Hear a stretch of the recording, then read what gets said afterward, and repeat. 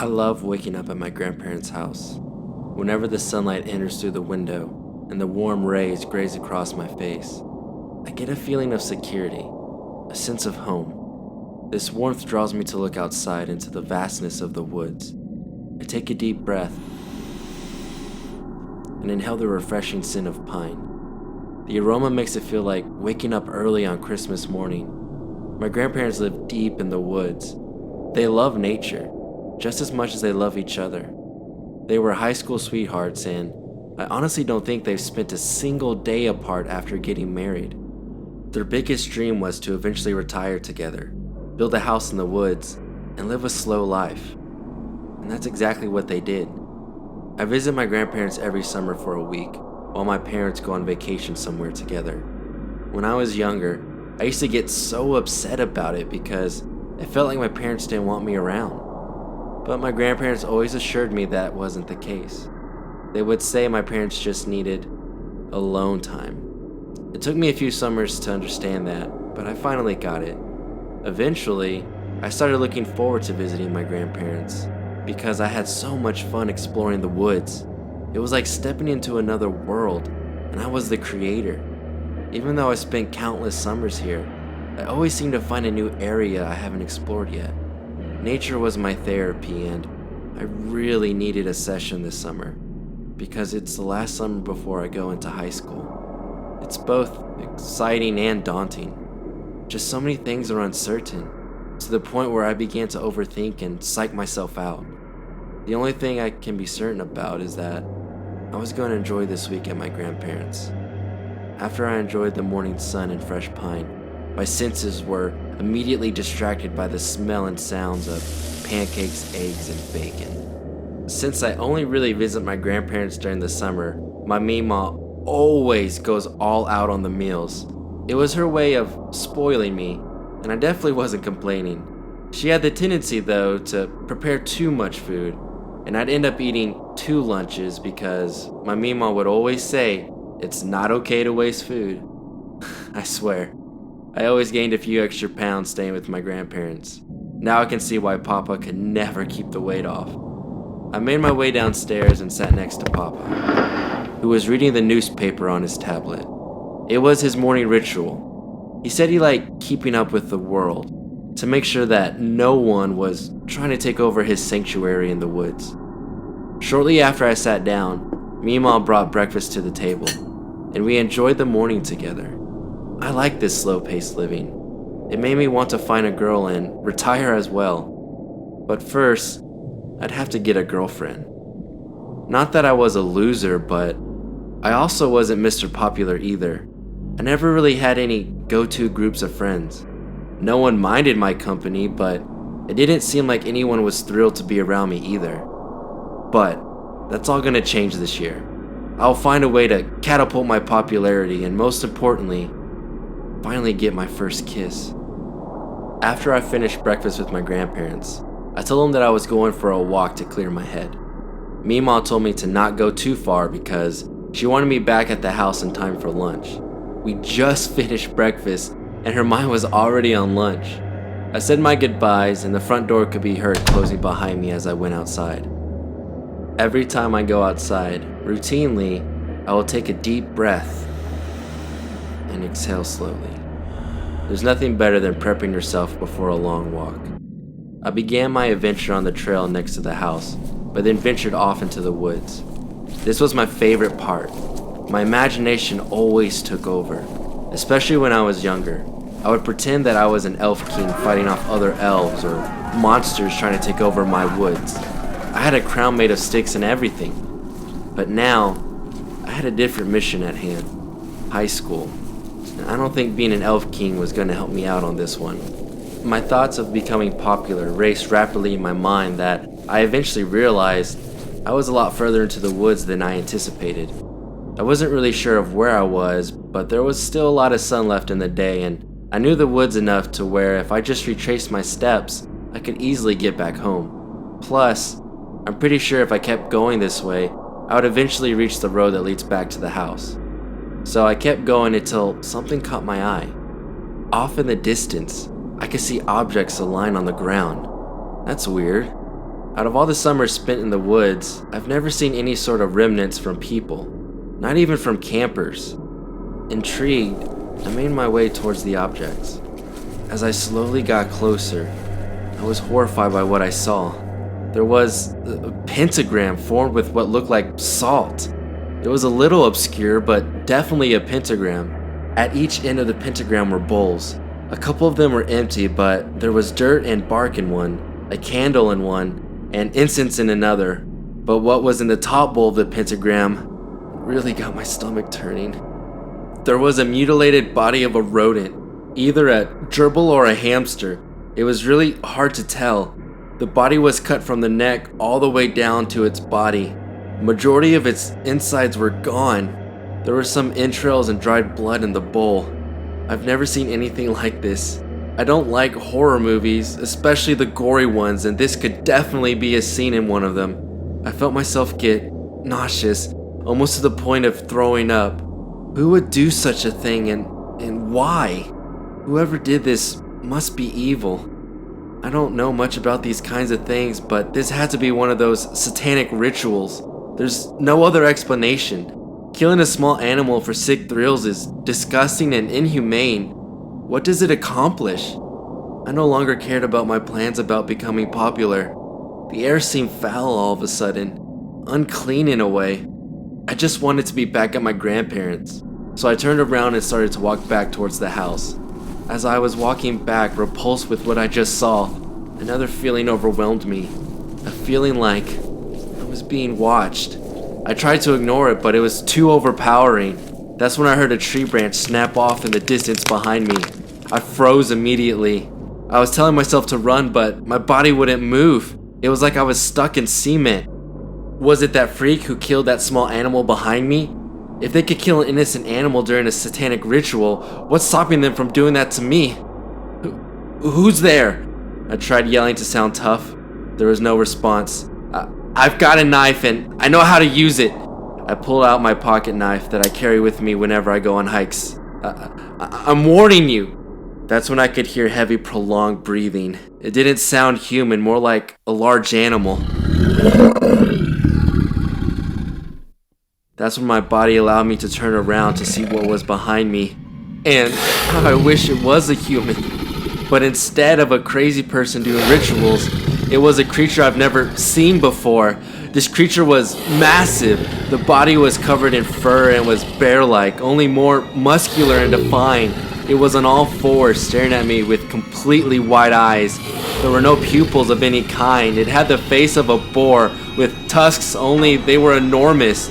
The bottom tusks extended straight up, while the set located near the middle of its face circled more. This creature also had horns on top of its head. They were bigger than its tusks and resembled the horns of a bull. They were mountainous and towered over its Herculean body. It was still staring at me as it started to snarl, exposing its sharp teeth. The creature then slowly rose from the ground onto its hind legs, with its horns easily breaking any tree branches that were in its way. This creature or demon was easily 8 or 9 feet tall, with its horns extending way past that. I then noticed its claws were long, black, and razor sharp. With its gaze still fixed on me, it let out this deafening and terrifying growl.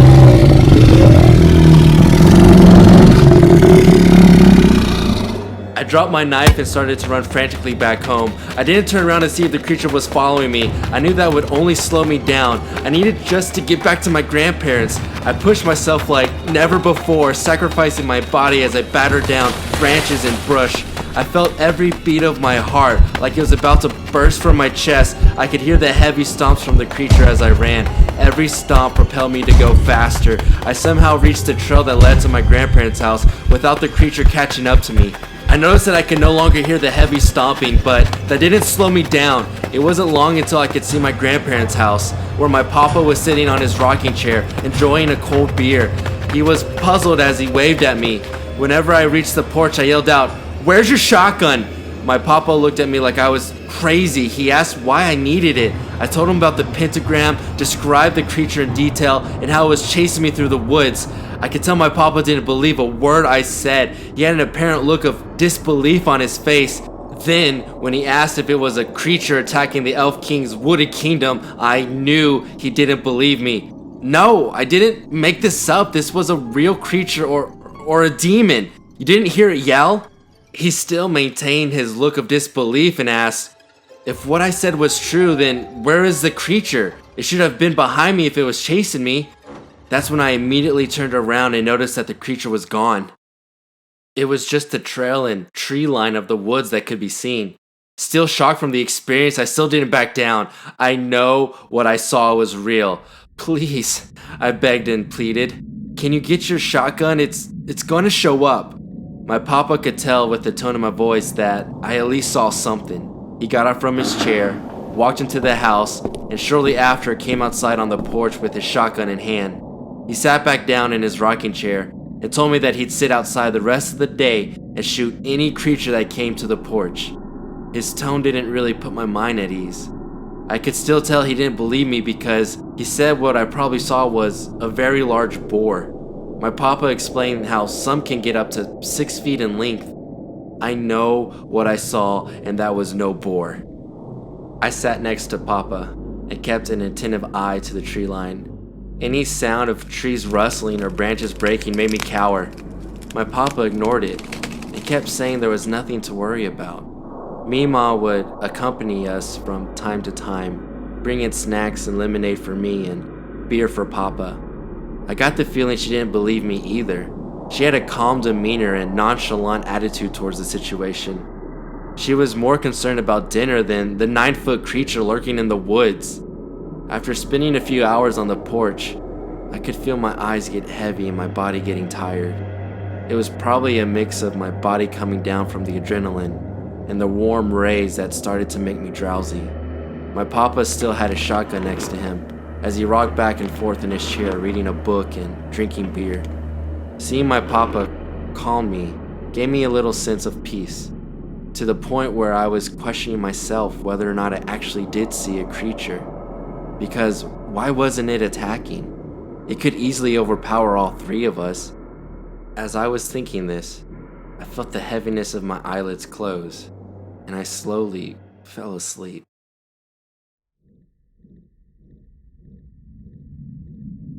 I was suddenly awakened by a shake on my shoulder.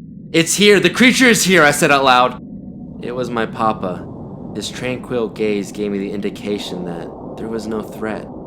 "It's time for dinner," he said. Whenever I was fully awake, I could see the moon and stars illuminating the sky.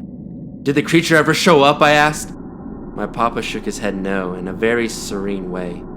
"But your meemaw's meatloaf did. Come inside, it's time to eat."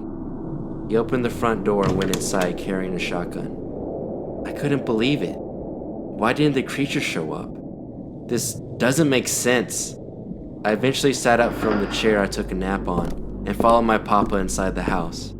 He was sitting at his usual spot at the end of the table, and I took a seat next to him. He placed his shotgun next to the fireplace in the living room. Meemaw was finishing dinner while Papa and I waited. This can't be right. Why would the creature chase me just to let me go? As I contemplated this thought, my papa got up from the table and headed back outside. He said he forgot his beer on the porch. As he opened the door,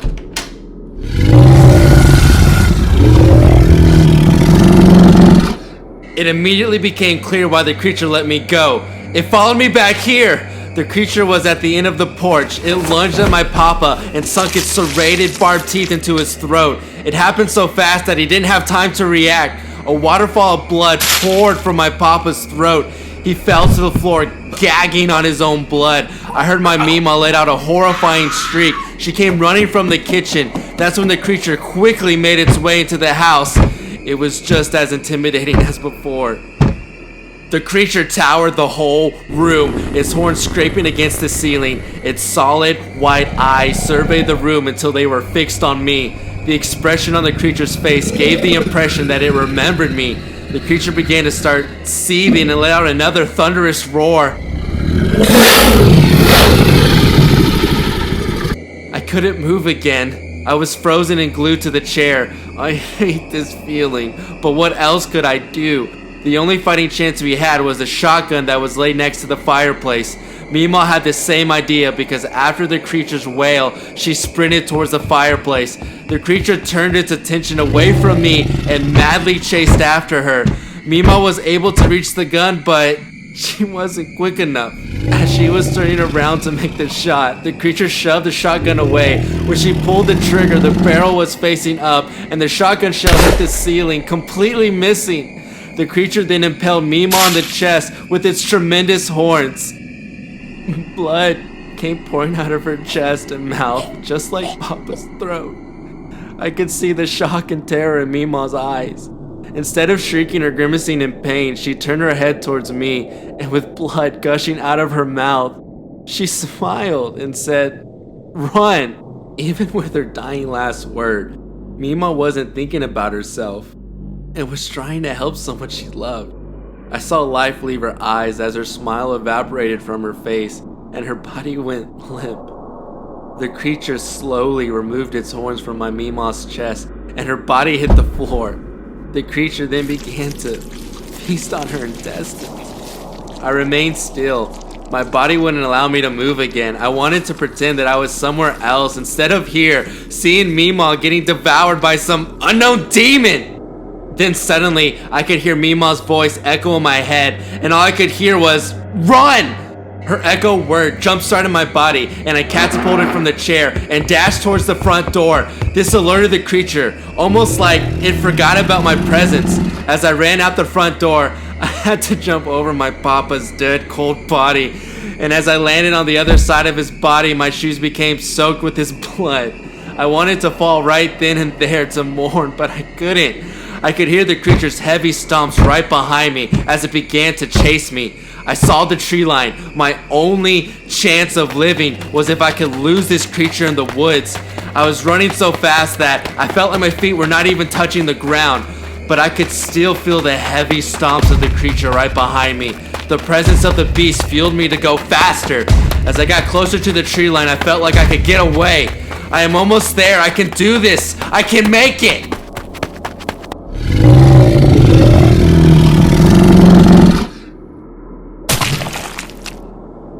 I felt an incredible pressure from the center of my back, and I could no longer move. Something was preventing me from taking another step. I felt warm blood spill from my mouth like a faucet. I reluctantly looked down and saw the creature's hulking hand. It was covered with my blood and sticking out of my chest. Its long claws were dripping my blood. Confusion, shock, fear, denial. I was overwhelmed. I thought I would feel pain, but I didn't. My body was numb. The creature was so strong that it impaled me using only its hand. Why? Why me?